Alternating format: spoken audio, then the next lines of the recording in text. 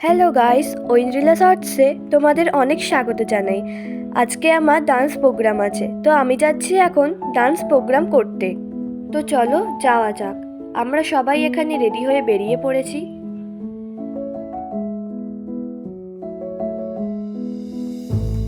দেখো এখানে লাইটিংটা কি সুন্দর লাগছে।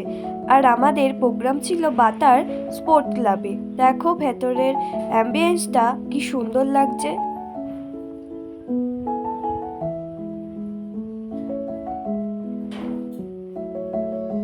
এখানে ডিরেক্টর আর কোরিওগ্রাফাররা প্রদীপ প্রজ্বলিত করে অনুষ্ঠানটি শুরু করেছিলেন। তো চলো দেখা যাক। প্রথমে গণেশ বন্দনার নাচ দিয়ে প্রোগ্রামটি শুরু হয়েছিল।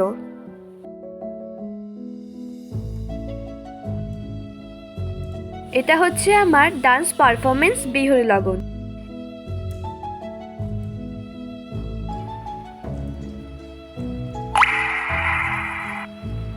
আর আমার নাচটা কেমন হয়েছে সেটা তোমরা জানাবে।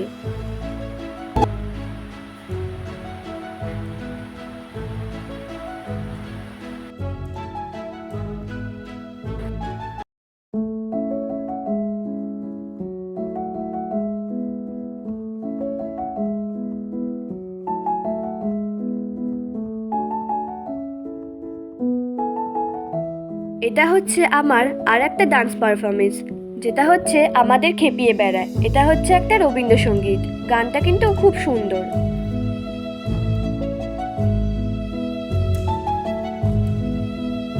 আর আমি দুটো গানে পারফরমেন্স করেছি। আর এই নাচটাও কেমন হয়েছে তোমরা জানাবে। এরপর ছিল একটা কবিতা, যেটা দিদিভাই খুব সুন্দর বলেছিল।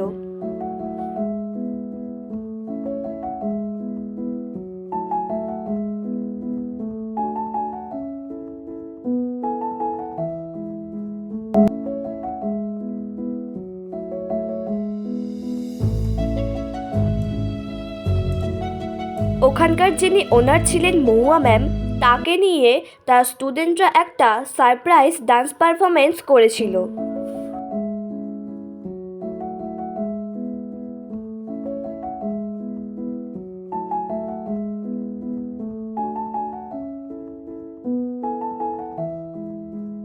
এই নাচের মাধ্যমে স্টুডেন্ট ও কোরিওগ্রাফাররা ম্যামকে একটি ফটো ফ্রেম গিফট করেছিল।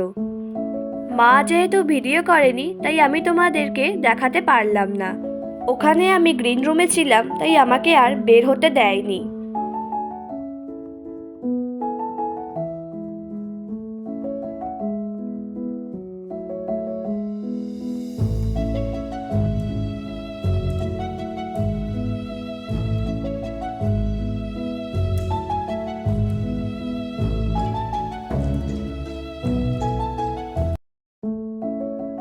এরপর ছিল বাচ্চাদের ডান্স, যেটা ছিল চিকেন কুকুরুকু। সবাই খুব আনন্দের সাথে উপভোগ করছিল। আর বাচ্চাদের ডান্সগুলো কিন্তু খুব সুন্দর হয়েছিল।